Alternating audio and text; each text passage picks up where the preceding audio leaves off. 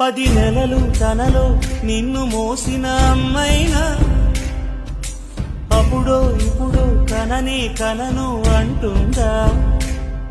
ప్రతి కుసుమం తనదే అనదే విరిసే కొమ్మైనా గుడికో జడకో సాగనంపక ఉంటుందా? బతుకంటే పడి చదువా అనుకుంటే అతి సులువా? పొరపడినా పడినా జాలి పడదే కాలం మనలాగా. ఒక నిమిషం కూడా ఆగిపోదే నువ్వు వచ్చేదాకా.